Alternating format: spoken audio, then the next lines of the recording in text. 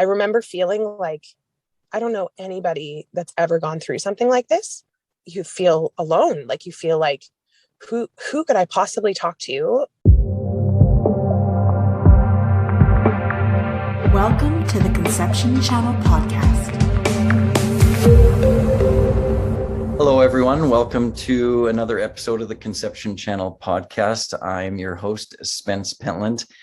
And today I'm excited to speak with our very special guest, not just because I think it's important to, share her story of loss, but also what has birthed from it. And that's something you're going to want to see listening to understand the event that our special guest Kim has been involved in growing and giving birth to. Welcome to the show, Kim. Hi there. Thanks so much for having me today. It's an honor to be here and to share and to talk about our story and to share about the Butterfly Run Vancouver. Yeah, awesome. Yes, so there you go. Spoiler alert, the Butterfly Run Vancouver. We'll get to that. And so I guess while we're there, might as well just the Butterfly Run Vancouver. We're going to get into Kim's story here and how this all came to be, but it's a walk run, I guess, to be more accurate, right? To support those who've experienced infertility, pregnancy loss, and infant loss. And I love how it's inclusive of infertility and infant loss. But on the infertility side, I mean, very few people look at that as a loss, but it is to those that are experiencing that every month that goes by. Absolutely. And infant loss, of course, is huge. And I think that leads us to kind of into your story. But I mean, I love the tag phrase of the Butterfly Run. Being a bereaved parent is a path that no one should walk alone. And it really is, community support that helps us, anyone through the loss, and so this is wonderful. Anyway, but thank you again for being on the show and wanting to share your story. So is it okay if I hand over the mic and kind of, you let us know kind of your journey to yeah. So my journey, I guess, as a parent starts long before I had kids. Yeah. And I always knew that I wanted to have a family and have children. And I actually was diagnosed with PCOS some years ago. Mm-hmm. And I always was unsure like what my fertility journey would look like. And we had our first baby in 2014, and we didn't have any issues with getting pregnant. Yeah. And I had a second child in 2015. And then my sort of loss story is in 2017 with our third. So basically, we had a normal pregnancy with no issues or complications. And I was, prior to my loss, I was really quite a crunchy mama. And, wanted to have just a crunchy mama, Crunchy mama. I wanted to have a home birth. I wanted to avoid any interventions. A granola crunchy mama. Yeah. Okay. Yeah. I'm just interpreting for those who may not be familiar. Yeah. I just didn't want to have any interventions. I didn't even really want to have any ultrasounds because I was just a very different person then than I am post loss. Got it. And so my pregnancy with my third was really typical. And my first two babies, we went almost a week overdue. And so my third, I think I was 5 days overdue when I went into labor with him. And we didn't know it was a him. We didn't know the sex of the baby. And we went into the hospital in active labor and they couldn't find a heartbeat. And they said, "We're sorry, but your baby has no heartbeat." And, they don't tell you immediately. There's all this, everyone a few different people try, and then finally they call a doctor, and the doctor brings in the machine and the ultrasound. And yeah, that's sort of like Wow. the moment our lives changed forever. Yeah. And so, and I've talked about it so much and shared so much about it, but it's really emotional to even like think back on that moment. Yeah. Thank you for being brave and sharing. Yeah, it's big. So anyways, and so I think it was probably like 4 or 5 hours after that I delivered him, and we had our son at Langley Memorial Hospital, and we had such an excellent level of care. Like, we were so well cared for. And so I'm really grateful that I had a positive experience in terms of what we were offered and the amount of time we were given. And there was a cuddle cot available so that we could have more time with him. And I really feel passionately about cuddle cots being available for parents who have losses, because it gives you the gift of time. Yeah. And so, and to be honest, our hospitals need more cuddle cots. Okay. What is that, Kim? Is that just a really safe little space for you, or what is a cuddle cot? A cuddle cot is like a cooling system that they use with a baby cot that keeps the baby cool, so the body doesn't decompose, so that you're able to have more time. Oh my goodness. Okay. And so, and oftentimes there's not enough cuddle cots, or sometimes the hospitals will only have one, or sometimes they're in need of repair, so they're not working. Like, there's a lot of reasons why cuddle cots are often not available, and they're very, expensive to purchase for a hospital, like in the range of $5,000 to $10,000 for one. Yeah. Okay. So anyways, so that's sort of, so our son's name is Wilder, Jay Lockhart, and he was 9 pounds, 10 ounces. Like, he was such a big boy, and he had a full head of dark hair, and he was perfect. He was really a beautiful, beautiful boy. But it's really hard to explain all of the emotions and the days to follow and the weeks to follow, because I remember feeling like I don't know anybody that's ever gone through something like this. And so that's the piece that you feel alone. Like, you feel like, who could I possibly talk to or connect to that would understand?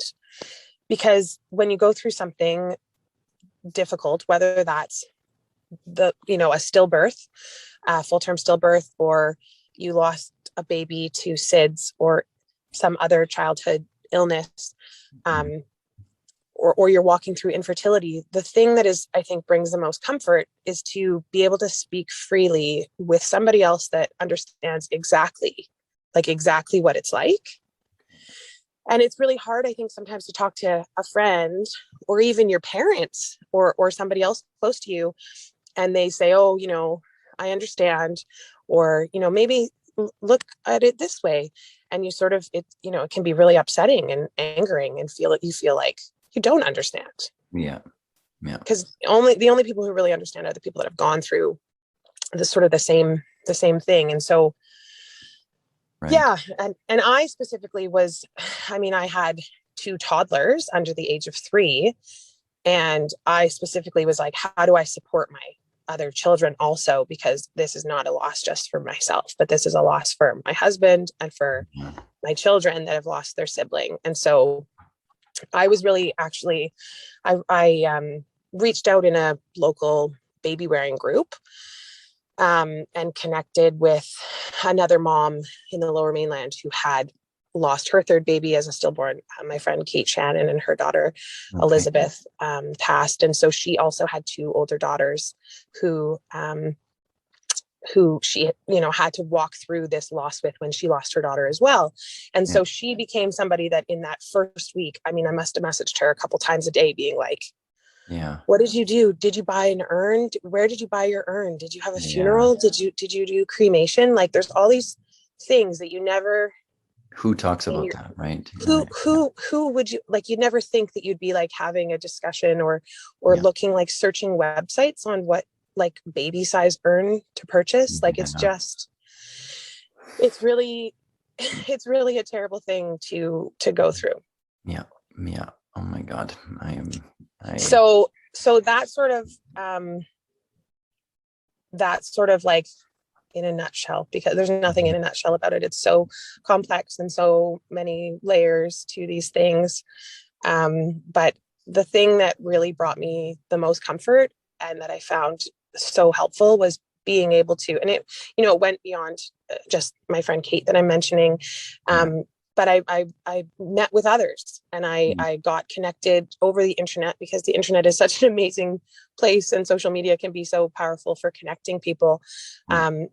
And so I got to meet and connect, virtually online with other moms and people I didn't know sort of that had experienced loss too, that heard about our story, came to our house and dropped off books and dropped off meals, and were like really wonderful and supportive, and sharing their stories. And so that's like, it was so helpful for me to hear other people's stories of their babies that they lost also. Right. And so we did actually go on to have an autopsy. And it's something like more like 50% or more of stillbirths that happen late trimester end up being unresolved and not having any answer as to why. How much? How many percent? It's like something like 50%. Wow. I was just chatting with our maternal fetal medicine doctor about this recently, and it's a really high number. And then, there's a chunk that have placental issues, or there's obviously a huge array of why pregnancies sometimes don't make it to term, or you don't bring home a baby. But in our case, the autopsy did show that it was a cord accident, like that there had been a cord compression. And so he had gone into distress. And so he had only passed just a few hours before he was born, like during, while I was in active labor, or as my body was getting ready for active labor. So it was in some ways, answered a little bit of that question mark as to like what happened here with him. But at the same time, there's not really anything that, the only thing that would ever make it better would be for him to be here. So I'm glad that I got a little bit of information, but I also know that a lot of times there's not any answers when there's stories like mine. So that's okay. I mean, to find out, in a sense, that it's never something you did, but I wonder if that's, something that there's a blame, or the reason to find out why, is it to hopefully, take away some of the pain or just unknowing of, did I do something? I mean, I'm sorry, I'm having trouble articulating, but when I have seen people in the clinic, and women that have had miscarriage, I mean, one of the first things that comes up is what did I do something?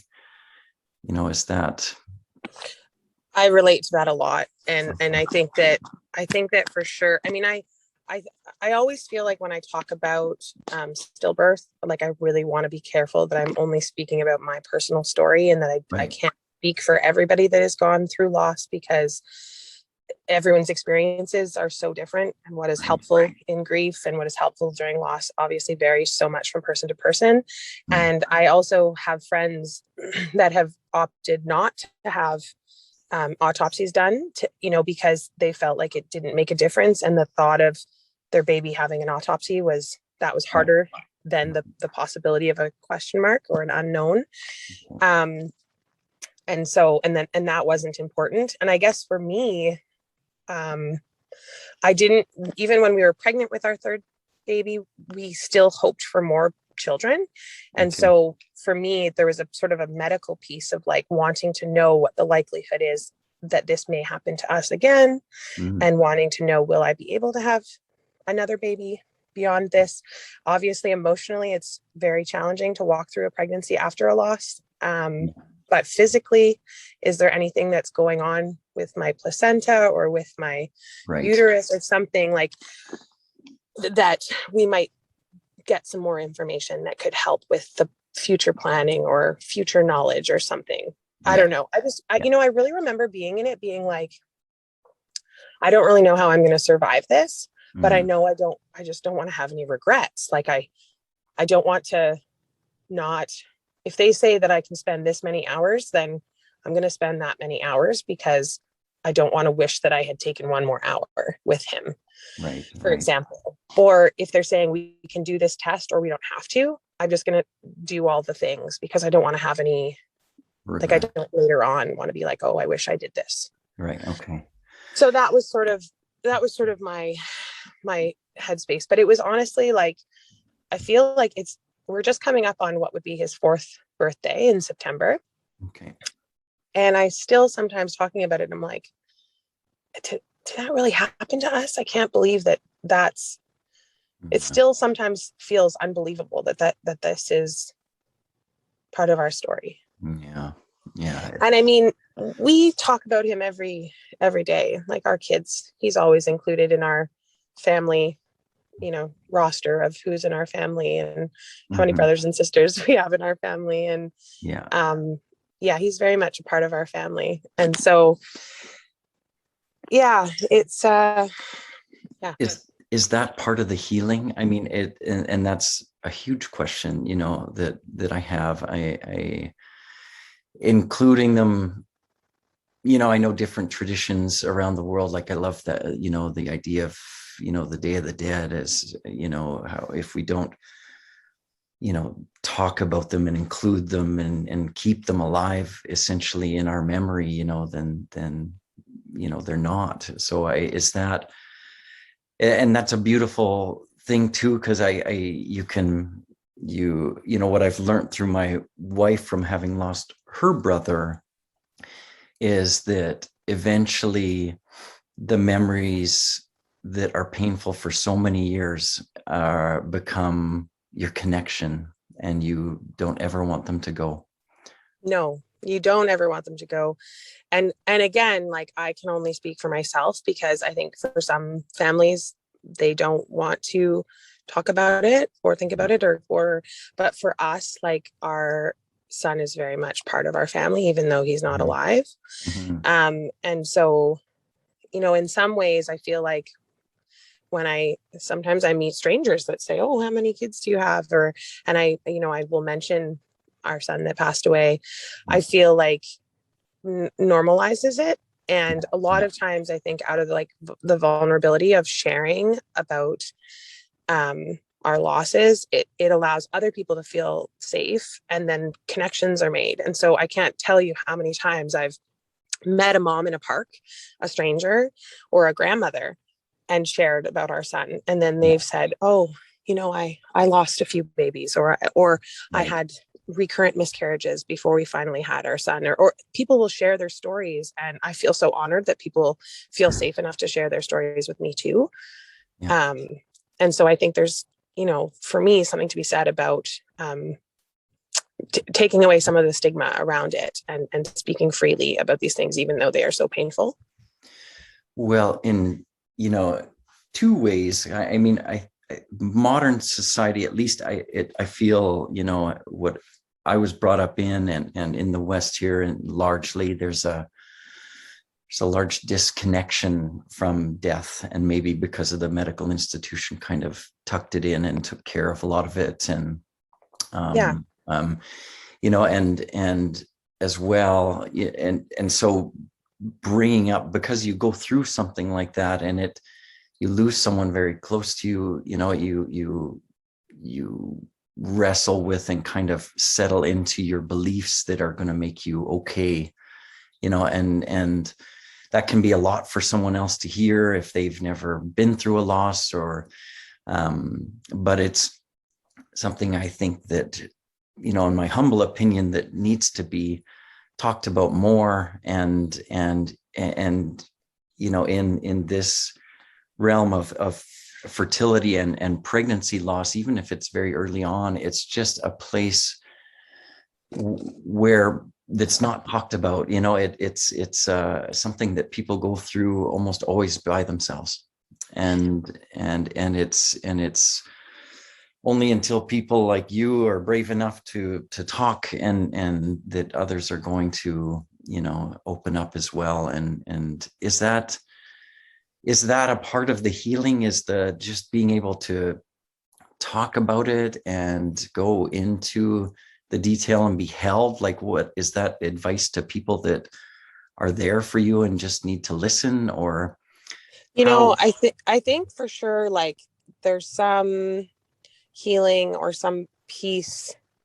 I mean, healing, it's interesting because sometimes I think it doesn't matter how much I talk about this or how much I share or how much advocacy work that I could possibly do. It would like the pain and the longing that I have for my son could never be eased. Do you know, Right. like that's the person that's missing from our family can never goes away. Yeah. Yeah. And so, but there is definitely something to be said about connecting with other mothers and other families that understand and being able to share our stories. And yes, to be able to be in a space and hold space with others for their babies and know that your babies are honored and recognized. Right. And I think that sometimes when someone has a loss, then because people don't know how to react and people don't know what to say, and a lot of people feel uncomfortable and they often say nothing, Yeah. then families can feel like their baby at whatever gestation has been forgotten. Right. And that's really hard because what I think we all want is for our babies' lives to be recognized and to feel like their lives were valuable and my baby mattered and my baby was important. Mm-hmm. And so I think the way that we get a little bit of that is by sharing and is by creating space to honor and recognize and to share stories. And so that's kind of like where the Butterfly Run sort of began. So if we can maybe move over into that Yeah. a little Whenever you're bit. comfortable, that's a great segue. Yeah. Like, so when I had my son, he was born in September of 2017. And then in October, I realized there was something called Pregnancy and Infant Loss Awareness Month. Mm-hmm. And then October 15th is Pregnancy and Infant Loss like day. Yeah. And so, I kind of through Facebook and Instagram and some of these online communities, I found people were lighting candles or getting together with, to honor and to share about their loss and their babies. And so that for me was like, oh, okay, well, what's available for me here in Vancouver, Mm-hmm. or what can I do to honor? Like, I want to talk about my baby. I want to share my birth story. I want to talk about my son Wilder. And there wasn't really anything that was currently in place. And then that's sort of how we got to the Butterfly Run Vancouver, which is through all of these connections that I was making and sort of people that I was chatting with online. I found that my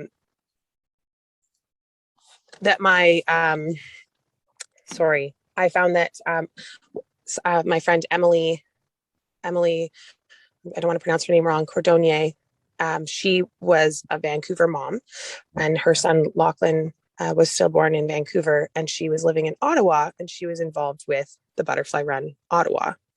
Mm-hmm.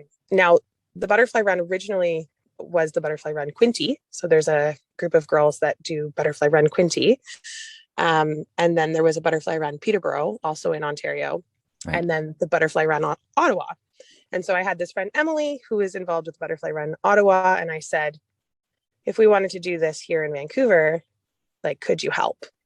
Yeah. And she said, of course. And so the Butterfly Run Ottawa sort of offered resources and supports and was able to answer all our questions. Great. And on my end, I kind of reached out to 10 or 20 friends that were fellow loss moms and said, I have this idea. Let's do a memorial walk and run, Right. Walk or run, like some sort of a memorial event that could happen in October to remember and honor our babies. Would you want to be a part of this? I have no idea what I'm doing. I have no experience putting together an event like this. I have no history of event planning or run planning or anything like that. And I'm not even really, I mean, I guess I've been a bit of a runner in my past, but I've only done a handful of, 5 or 10K events. I'm not a serious runner or anything like that, but this is a let's walk do run, this. though. Yeah. This is a walk run. This is a walk run. You definitely don't have to be a runner. Everyone welcome, basically, right? Yeah. Everyone welcome. And wheels are welcome too. If you want a bike ride, or if you're in a wheelchair, that's also of course included. And so everyone was really like, yeah, let's do this. And so I think initially there was a group of 10 or 14 of us, 12 or 14 of us that got together the very first year. I think we started planning in January of 2019 for our first event for October 2019. Okay. And our goals were like, we just hope that we reach 100 families. Like, we just hope that if ultimately, if we can make some connections and have some families that feel supported and feel heard and seen, and they can share their stories too, like even 100 families would be amazing. And, financially, we were like, oh, maybe we can just cover our race costs. Well, maybe we can cover our race costs and raise like 5 or 10 grand. Like, that'd be great. And we'll donate it to BC Women's Hospital. And they have a bunch of different, support programs for people walking through pregnancy loss there. So, and they're our biggest hospital. So, that's what we'll do. So that was kind of where it started.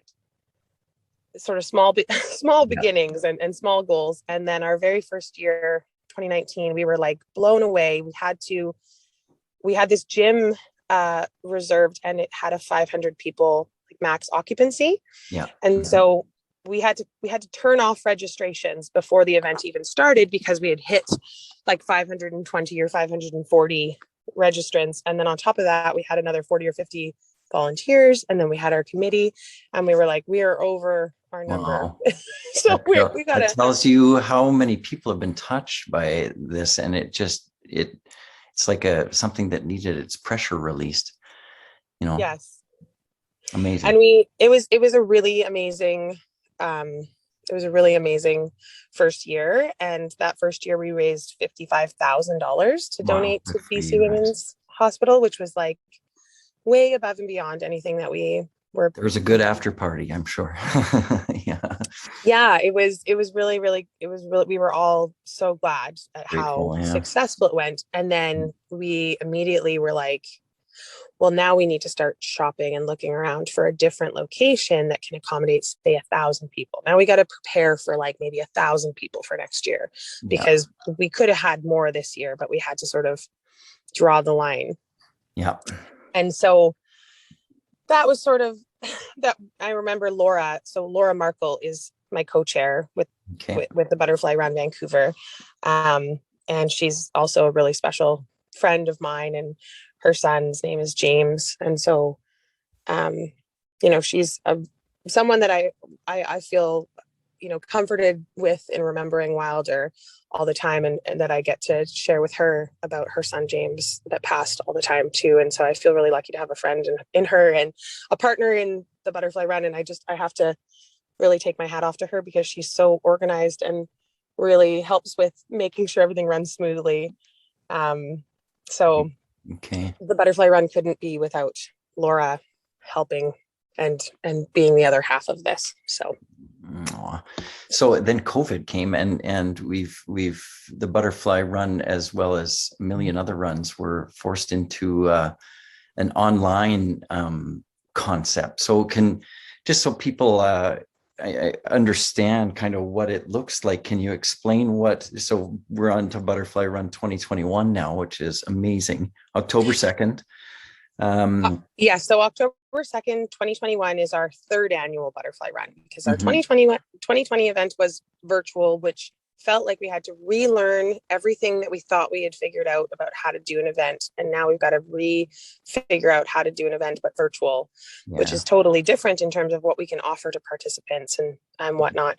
So October 2nd, 2021, this year, our virtual event means that you can register and walk, run, or roll, 5K or 2K with your family or with your team. So you could create a team and invite your friends and family to join you, and you could do it together in person, or you could do it apart and be FaceTiming each other or whatnot. And so we encourage people to, when they're out on their virtual walk and run, to hashtag Butterfly Run Vancouver. Yeah. And share their pictures and images so that we can in turn share it as well. Yeah. And on that day, what we did last year for our event was we had videos that we shared of people sharing their stories and speaking. Yeah. And we also had a couple guest speakers. Yeah.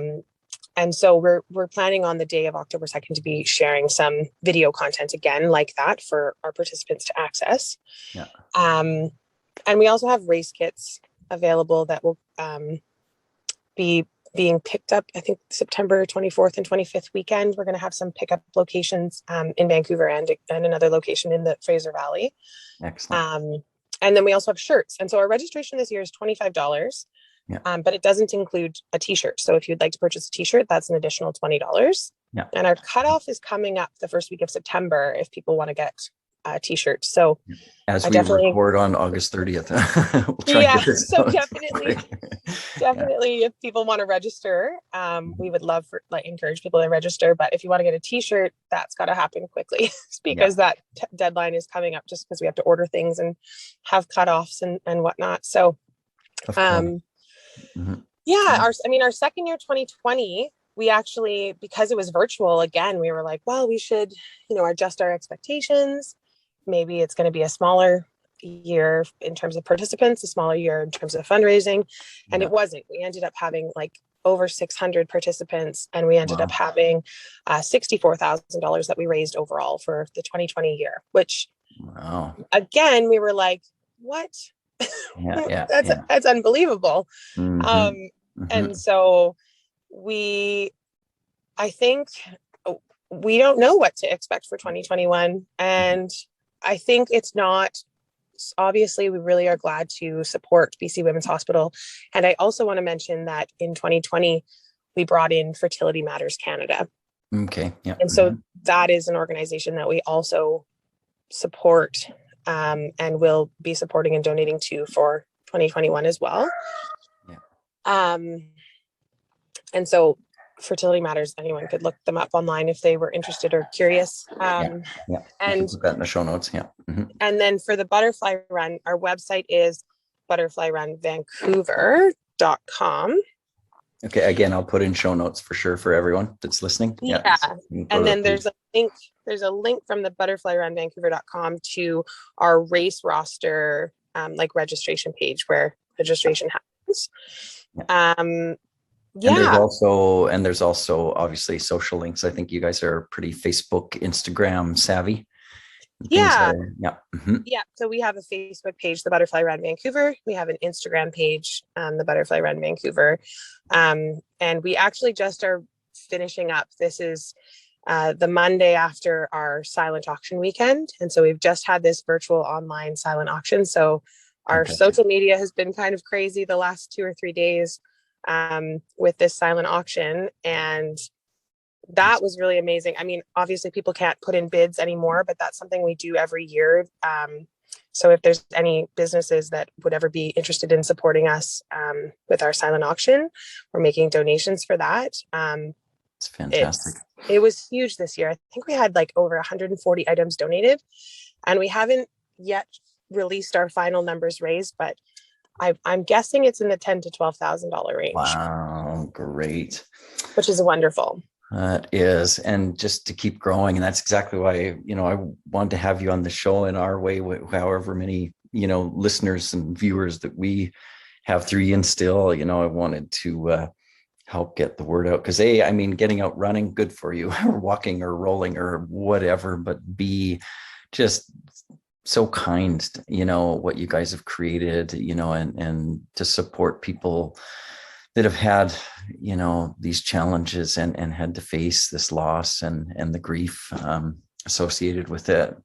It's wonderful. And just the fact that the success that you're having shows, how many people need it, and so keep going and we'll do our part. I know we're sponsoring this year, and I'm going to run, and I wasn't actually quite clear until right now exactly how I was going to do that. But I'm over on Salt Spring Island, so I'll represent over here, and Absolutely. I'm going to win that 5K. There you go. I'm not sure Well, how I and do that. we are so so grateful, and thank you to have Ian still on board as one of our sponsors this year for the Butterfly Run Vancouver. And so we really feel like we're in alignment with you guys at Ian still in terms of goals and wanting families and individuals to feel supported on their fertility journeys. And so we're You're so getting glad you're getting some partner great with you. sponsorship, and that's going to grow too. So, if you're involved in this, in this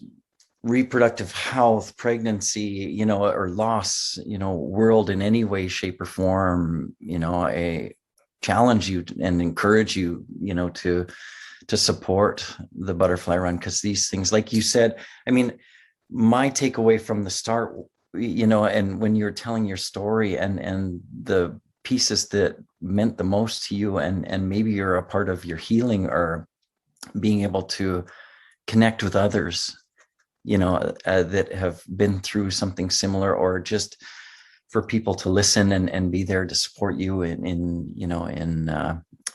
your journey through your grief. So just awareness and building, and it's so wonderful. I'm just so proud. Good job, Thank guys. you. Mhm. We just definitely, I mean, I mentioned I'm now 4 years out from the loss of our son, but there's people, unfortunately, all the time that are Today, walking yeah. through new chapters, this year or this month or recently, of loss, or, failed IVF transfers. Like, there's all kinds of different situations and different stories of families that are grieving that we don't want to feel alone, and we want to feel heard and to feel seen and honored, no matter where they are on their journey to having a family. And so that's really important to us. Awesome. And so, yeah, we really want everyone to come together. And what I will say, another thing I don't want to forget to mention, is that because, of course, here in British Columbia, we're now in stage 3 with the provincial government in terms of like restrictions. Right. And so we had a lot of people in July and August messaging us curious about whether we would have an in-person event Right. for the fall. And we made the decision that we were going to stay virtual because the fall still seemed kind of uncertain. Yeah. And now we've sort of seen an increase in cases again in BC as far as COVID goes. And so we're glad that we made the choice to stay virtual, because it's just so much work in such a short period of time. And we're all volunteers. So in order to pull it off would have been really challenging. But something else that we have discussed doing is offering some smaller in-person gatherings of maybe up to 50 people. Okay. And so what we did last year was we sort of put out a list of times and locations where people could meet, because there's, there could be families that are single. There could be a single mother who doesn't have any close family or friends. And so that, we want to make sure that anybody that wants to go out for a walk or run is able to do so and meet in person if they don't have a small team to be with. Or even if you have a small team, you could bring your small team and meet in person. And so well, you have a Facebook group, right? We do have a Facebook group that's the Butterfly Run Vancouver fundraising group. So we often post fundraisers in there. I wonder if people could connect somehow, and say, I would love to walk with someone, or yes, even that way socially. Yeah. Yes. And so, I mean, I encourage you, if you're open to host a meetup spot in Salt Spring, sometimes you might only have one person show up, but even if so I guess I want to say that if there's anybody in other locations, whether it's in Victoria or in Kelowna or other places, if they're going to be walking or running with their family and they're open to having other families join, to let us know, because we can include those people as a sort of connection spot or meetup spot for October 2nd. And we're planning on, or hoping to release that information sort of mid to end of September, to give everyone a week or two's notice about where these possible meetup locations might be. Yeah. And that's a good way to stimulate these runs being not just Vancouver, these runs Yeah. do.